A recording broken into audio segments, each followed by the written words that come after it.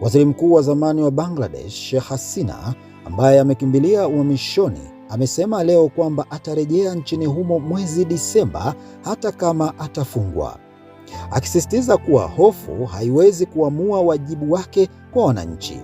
Hotuba yake kutoka nchi jirani za India imeibua hasira mjini Dhaka, ambapo waandamaji walichoma sanamu yake, huku serikali ikisema imekasirishwa na kauli hiyo na kwamba imeathiri uhusiano wa kidiplomasia kati ya nchi hizo.